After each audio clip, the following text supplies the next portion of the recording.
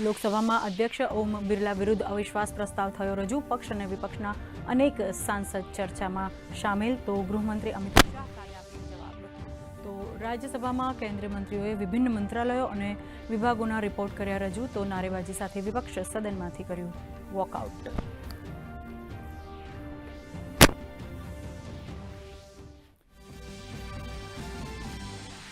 Iran સંઘર્ષનો આજે 11મો દિવસ. અમેરિકાના રાષ્ટ્રપતિ ડોનાલ્ડ ટ્રમ્પ ઝડપથી પૂર્ણ કરવાના સંકેત મળતા ક્રૂડ ઓઇલની કિંમતમાં થયો ઘટાડો.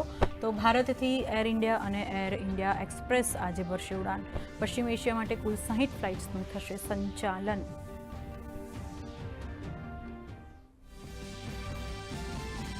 અમેરિકા, ઇઝરાયલ, ઈરાન વચ્ચે ચાલી રહેલ યુદ્ધના કારણે સર્જાઈ વૈશ્વિક અસ્થિરતા. પશ્ચિમ એશિયામાં વધતા સંકટ વચ્ચે ભારત સરકારનો મહત્વપૂર્ણ નિર્ણય. એલપીજી અને પીએનજી ઉત્પાદન વધારવાનો આદેશ.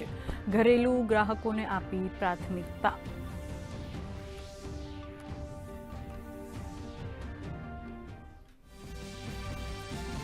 રાજ્યમાં ગેસ પુરવઠા અંગે ઉર્જા મંત્રી ઋષિકેશ પટેલનું મહત્વપૂર્ણ નિવેદન. રાજ્યમાં એક પણ ચૂલો બંધ ન થાય તે માટે સરકાર પ્રતિબદ્ધ. ઇન્ડસ્ટ્રીયલ ગેસમાં 50%, તો ફર્ટિલાઇઝર કંપનીઓ અને દૂધની ડેરીમાં વપરાતા ગેસમાં 40%નો કાપ મુકાયો.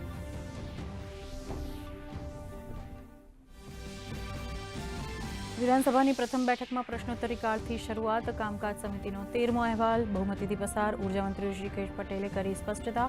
કહ્યું, દાંતા વિધાનસભા બેઠકમાં આવતા ઉપલબ્ધ.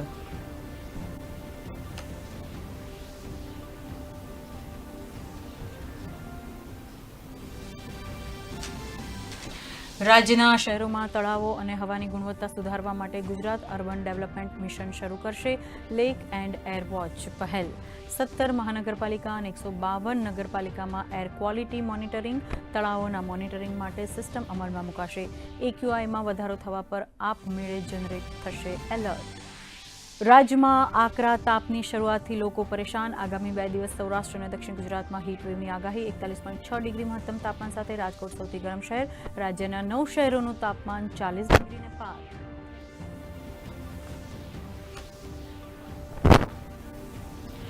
આમાં બી એવું થઈ રહ્યું છે.